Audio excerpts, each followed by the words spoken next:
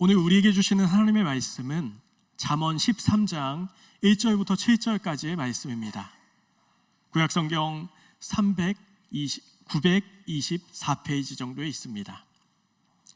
잠언 13장 1절부터 7절입니다.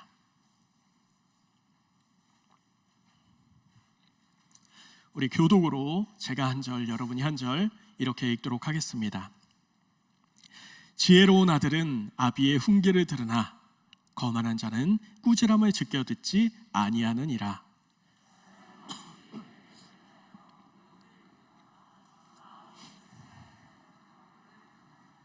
입을 지키는 자는 자기의 생명을 보전하나 입술을 크게 벌리는 자에게는 멸망이 오느니라.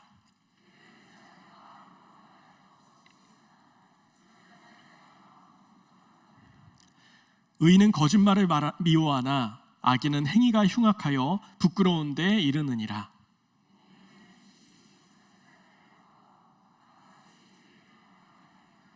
같이 읽습니다. 시작. 스스로 부한 체하여도 아무것도 없는 자가 있고 스스로 가난한 체하여도 재물이 많은 자가 있느니라. 아멘. 오늘 말씀의 제목은 아버지의 훈계입니다. 잘 듣는 것은 우리 삶에 너무나도 중요합니다. 하나님의 말씀을 잘 듣는 사람은 그 일상의 삶에서도 잘 듣게 되죠.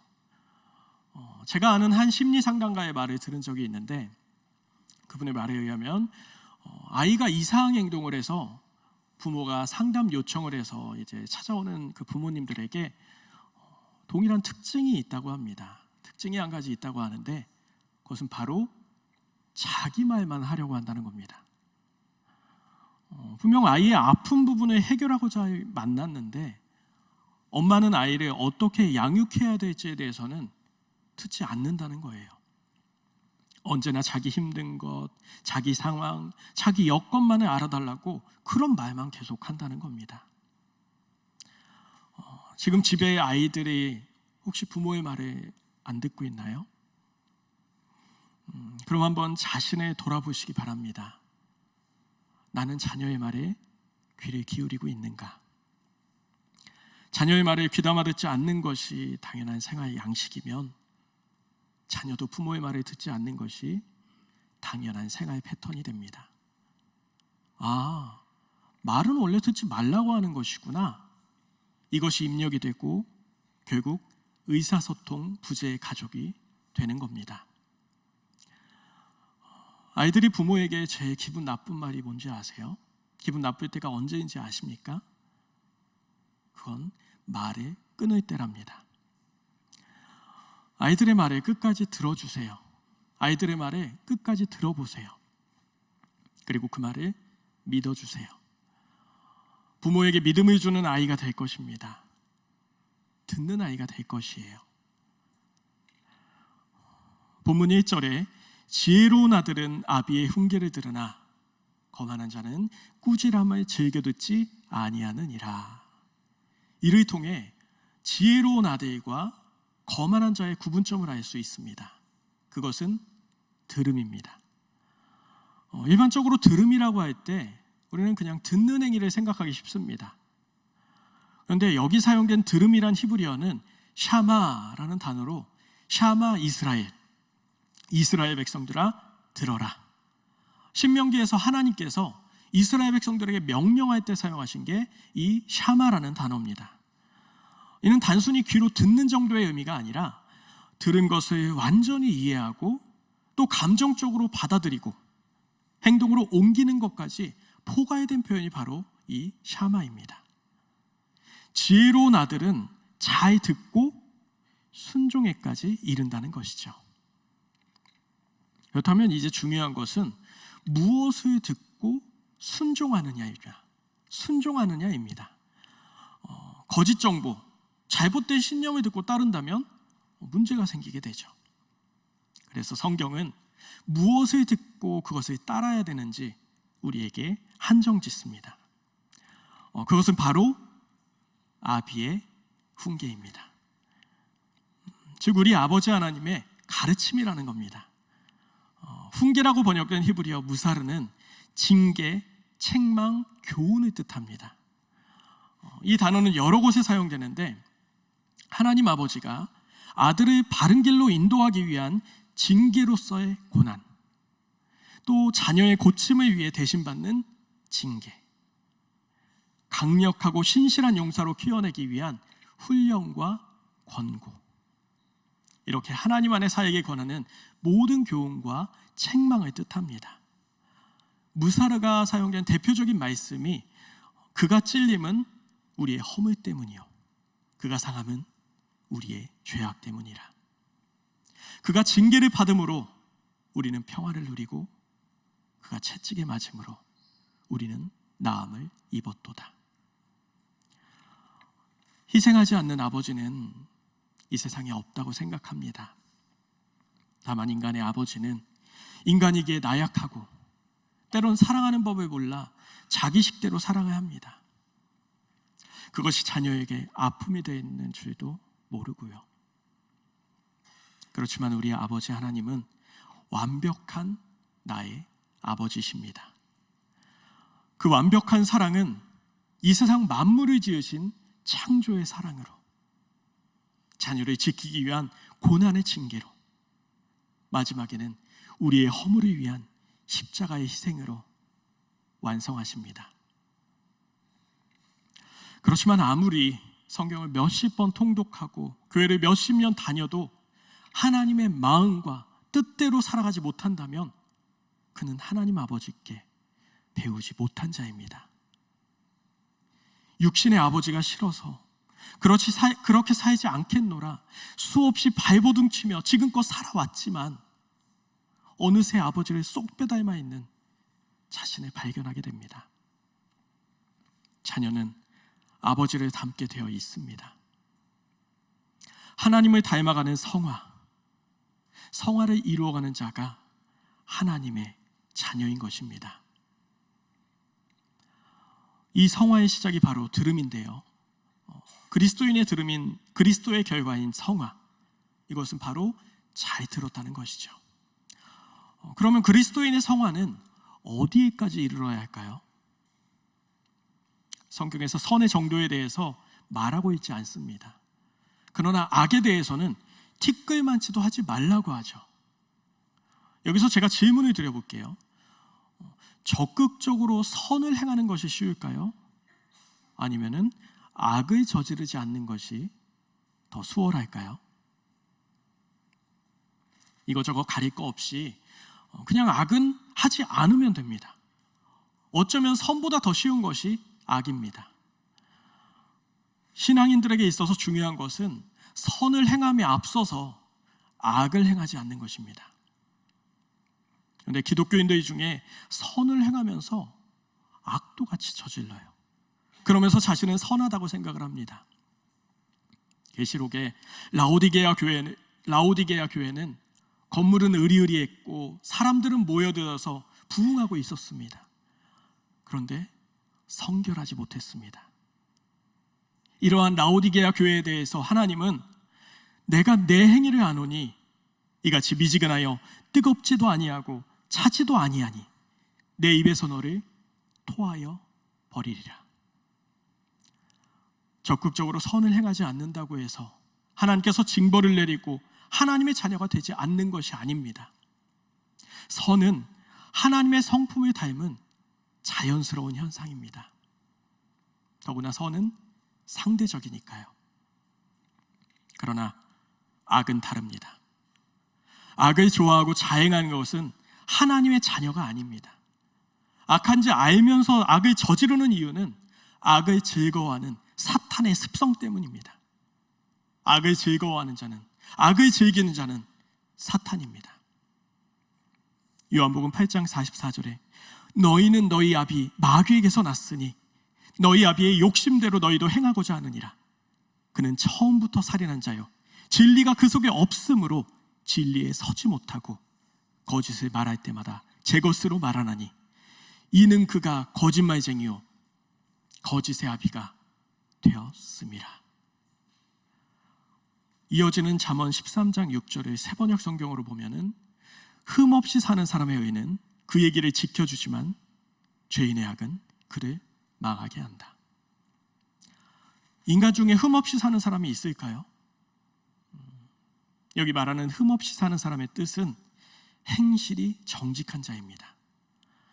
하나님 보시기에 흠없는 자는 마음이 고결할 뿐만 아니라 말과 행위에 있어서도 성실과 온전함을 추구하는 자라는 것이죠. 인간은 완벽할 수 없지만 행실이 정직할 수는 있습니다. 인간의 성화가 가능한 것이지요.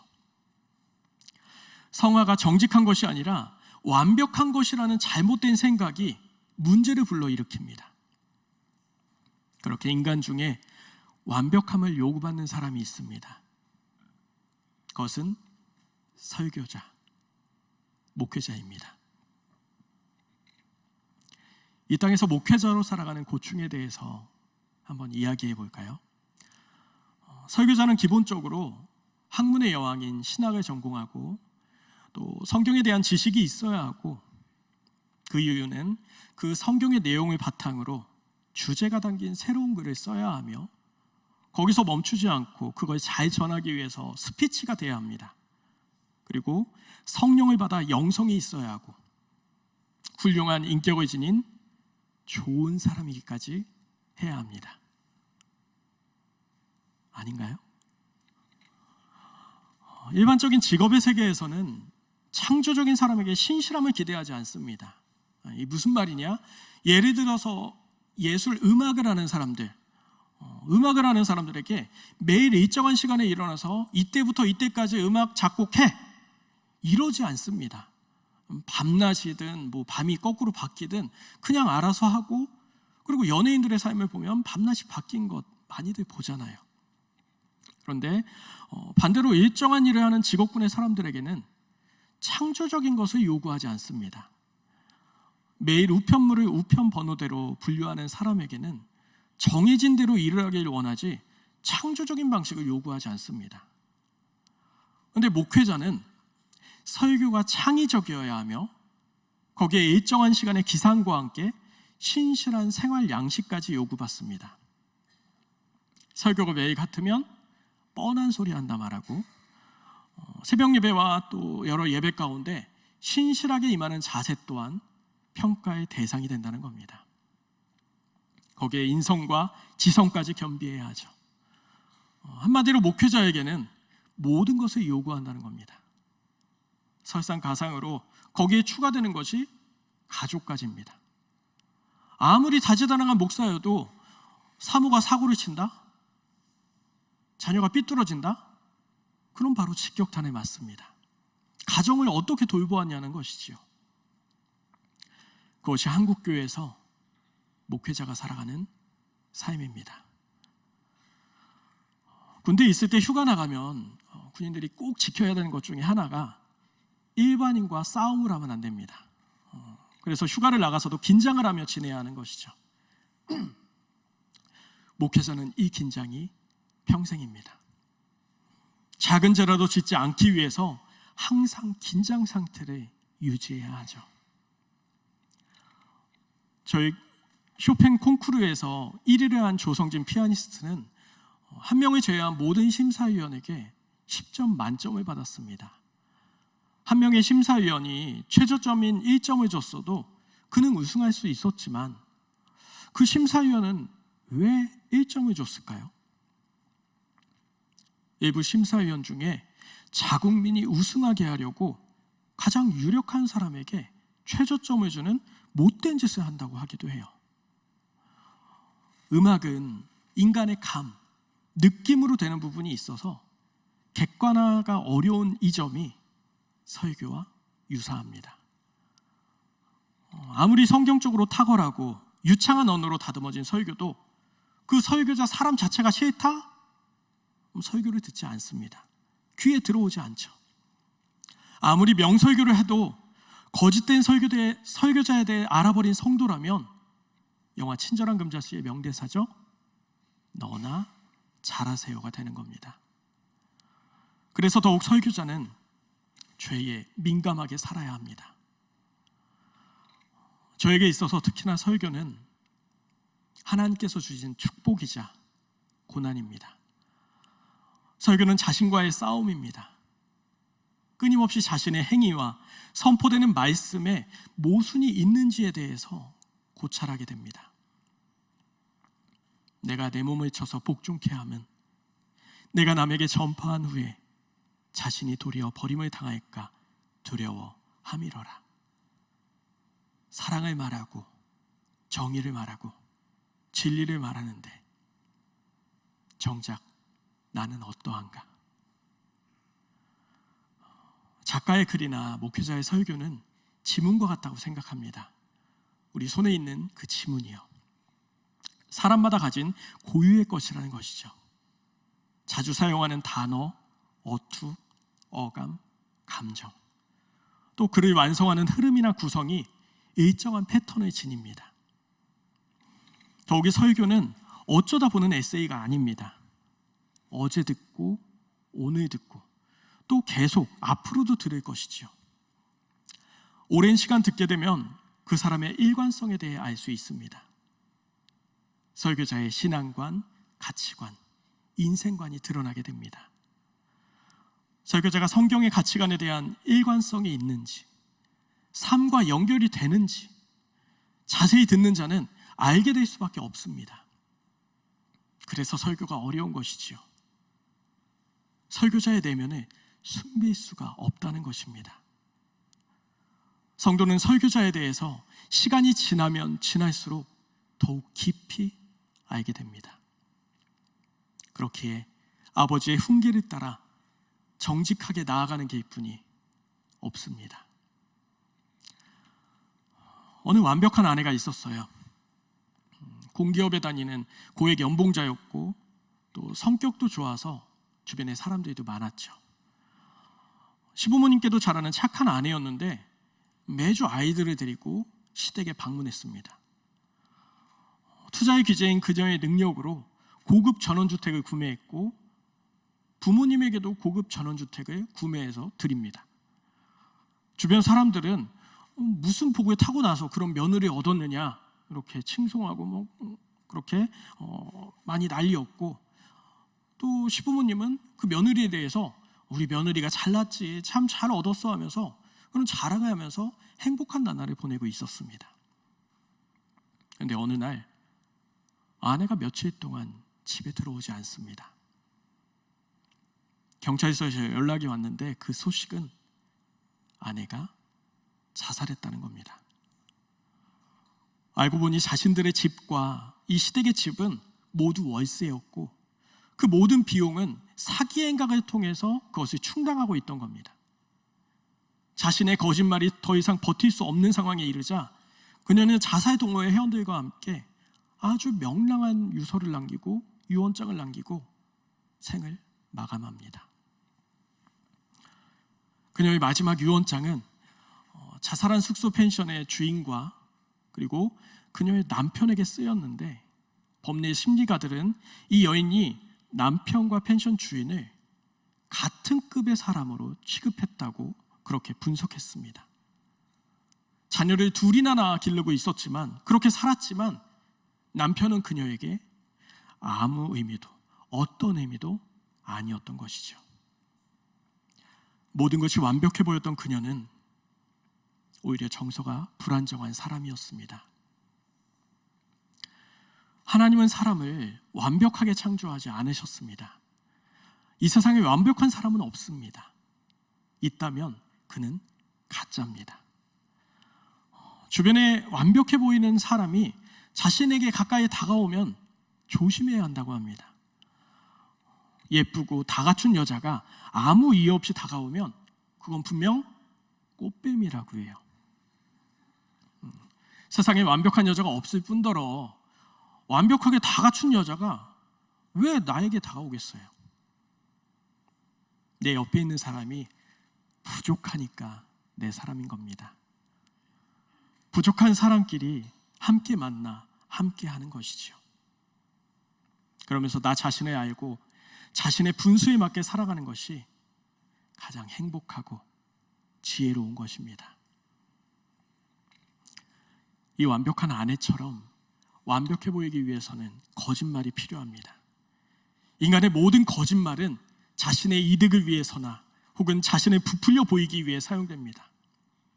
이렇다 보니까 흠 없는 척, 완벽한 척을 하게 되는데 이렇게 거만한 거짓말이 시작됩니다. 5절에 의인은 거짓말을 미워하나 하나님은 진실하시기에 거짓을 미워하십니다. 그리고 그 교훈과 훈계를 기억하고 따르는 지혜로운 아들 역시 하나님의 성품을 닮았기에 거짓을 미워합니다. 훈계를 듣는 사람과 거부한 사람의 차이는 처음엔 미미할 수 있습니다. 또한 악인의 흉악한 행위로 인한 망신과 수치와 파멸은 즉각적이거나 당장 나타나는 것이 아닙니다. 그렇기 때문에 그러다 보니까 이 악인들은 자신의 악한 행실을 꺼리끼지 않고 점점 더 많은 악을 행하게 됩니다. 결국 멸망으로 성큼성큼 걸어가는 것입니다. 이제 때가 차고 악의 결과가 나타나게 됩니다. 본문 5절에 의인은 거짓말을 미워하나 악인은 행위가 흉악하여 부끄러운 데 이르느니라. 이를 공동번역 성경으로 보면 착한 사람은 거짓말을 역겨워하나 나쁜 사람은 염치도 체면도 돌보지 않는다. 악인은 거짓말을 하는 데 있어서 염치도 체면도 돌보지 않는다는 겁니다. 인간으로서 기본적으로 지녀야 하는 그 염치가 없다는 것을 히브리어는 야브이시라는 단어를 사용해서 그 원형이 바쉬라는 단어로 악취를 풍기다, 나쁜 냄새를 내다라는 의미입니다. 이는 악인의 염치 없는 그러한 행동이 마치 악취처럼 타인에게 혐오감을 준다는 것이죠. 결국 이런 악한 자들은 부끄러움에 이르게 되는데 이때 사용된 단어가 웨야흐피르, 그래서 하페르라는 원어로 수치를 당하여 얼굴이 붉어지다라는 뜻입니다. 즉 자신의 흉악한 행위가 만인 앞에 공개되고 그로 인해 처참한 결과를 당함으로 부끄러움과 당혹감에 어쩔 줄 몰라 하는 악인의 태도를 생생하게 묘사하는 겁니다. 자신을 위해 거짓말로 치장한 악인은 이런 추악한 모습으로 티를 내게 되고 결국에는 부끄러움에 이르게 됩니다. 이에 대해 성경은 말씀합니다. 무릇 의인의 길은 여호와께서 인정하시나 악인의 길은 망하리로다. 예수님은 40일 금식 후에 사탄과의 담판의 시간이 펼쳐집니다. 저희 어머니가 20일간 금식을 하신 적이 있는데 그때 모습이 사람의 형상이 아니었던 것을 기억합니다. 그 앙상한 모습을 기억해요. 예수님도 인간이셨습니다. 40일 금식은 이성의 모든 것을 흐려놓는 그런 너무나 고통스러운 순간입니다. 그때 사탄이 시험합니다. 이 돌들을 떡이 되게 하라. 예수님은 그 유혹, 그 시험을 물리치십니다. 예수님께서 물리치신 것은 단순한 떡이 아니라 하나님 나라의 거룩한 영을 자신의 사리사욕을 위한 수단으로 삼지 않는 것이었습니다. 예수님은 인간이셨지만 한순간도 이적을 자신을 위해 사용하지 않으셨습니다. 오직 배고픈 자, 억눌린 자, 약한 자, 갇힌 자들을 위해 그 이적을 행하십니다. 예수님은 줄이고 헐벗고 배고팠지만 끼니 때가 되어서 제자들을 불러 모아놓고 얘들아 하나님께 빵을 달라고 기도하자, 그렇게 구하지 않으셨습니다.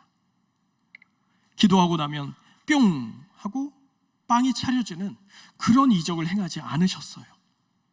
기독교는 그런 유치한 종교가 아닙니다. 사람들을 통한 헌신으로 먹이고 입히시는 이적의 시작은 우리의 믿음을 통한 헌신의 시작으로 30배, 60배, 100배 불어나는 기적을 행하셨습니다. 그 모든 이적에는 자신의 사리사욕을 위한 것은 없었습니다. 40일 금식으로 너무나 괴로운 그 순간에도 예수님은 그 원칙을 지키셨습니다. 예수님의 그와 같은 몸부림이 목회자의 몸부림이 되어야 합니다.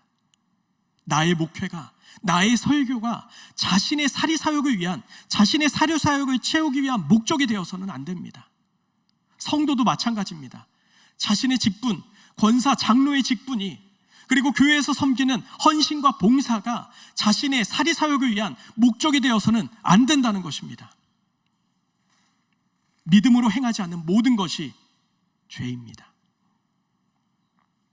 겉은 번지르르하고 권위적인 목사는 많으나 예수 따르는 목사는 찾아보기 어렵습니다. 화려하고 멋진 성도는 많으나 예수 닮은 그와 같은 성도는 보이지 않습니다. 사탄의 표적에는 그 누구도 예외가 없습니다. 깨어 근신하라. 우는 사자와 같이 두루다니며 삼킨 자를 찾나니. 잘 듣는 자는 끊임없이 자신을 돌아보고 죄로부터 자신을 지키는 자입니다. 한국에서는 너 거짓말하는 거지, 그와 같은 농담을 하곤 해요. 그러나 기독교 문화의 외국에서는 이 말이 상당히 무례한 말입니다.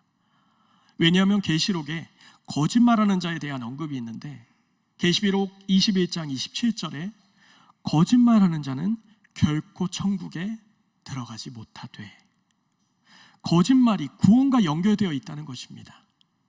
모든 악은 거짓말로 시작해서 거짓말로 끝나게 되어 있습니다. 거짓말은 하나님의 자녀가 아니라는 저주의 언어이기 때문입니다. 손이 죄를 짓거든 손을 잘라버리고 천국에 가는 것이 낫다. 인간이 사탄에게 하나님을 내어주고 얻는 것이 있을까요? 정확한 하나님의 말씀을 들으시기 바랍니다. 마태복음 7장 23절에 그때에 내가 그들에게 밝히 말하되 내가 너희를 도무지 알지 못하니 불법을 행하는 자들아 내게서 떠나가라. 세상 모두를 속일 수 있어도 하나님을 속일 수 없습니다. 그래서 다윗이 내가 하나님께, 오직 하나님께만 범죄했습니다, 그렇게 고백하는 것이지요. 본문 7절에 스스로 부자인 채 하나 아무것도 없는 사람이 있는가 하면 스스로 가난한 채 하나 많은 재물을 가진 사람이 있다. 우리는 겉모습을 보고 사람을 다 알 수 없습니다. 굳이 어떤 채를 하면서 살아갈 필요가 없어요. 물질에 얽매이고 또 세상 몽에 얽매이니까 채를 하며 살아가는 겁니다. 우리 자녀가 명품 옷 입었다고 아껴주고 또 학위 여러 개 받았다고 인정해주고 그렇게 내 아들 삼는 거 아니잖아요.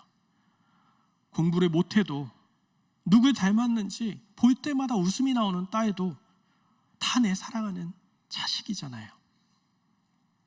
하나님 앞에 나의 모습 그대로, 그 가치대로 정직하고 성결하게 아버지의 훈계를 들으며 살아가시기 바랍니다.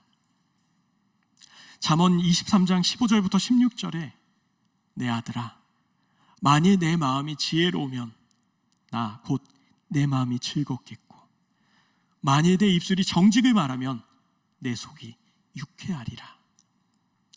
여기 유쾌하다라는 히브리어 알라즈는 승리하다라는 뜻입니다. 그러니까 하나님은 하나님의 자녀가 정직할 때 그냥 흐뭇한 미소 정도가 아니라 마치 김연아가 금메달을 땄을 때처럼 한일전에서 골을 넣은 황선홍 같이 그렇게 승리의 기쁨을 느끼신다는 것입니다. 그래, 잘했어, 착하고 충성된 종아, 내가 작은 일에 충성하였으니 내가 많은 것을 너에게 맡기리라.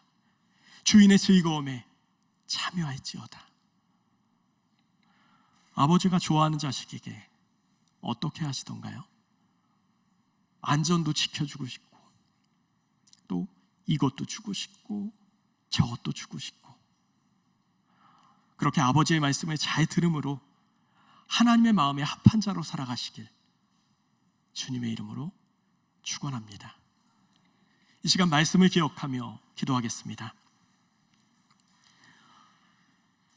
우리 하나님 아버지의 훈계를 잘 듣고 정직함으로 성화를 이루는 하나님의 자녀 되기 위해서 이 시간 주님의 이름 한번 부르고 통성으로 기도합니다.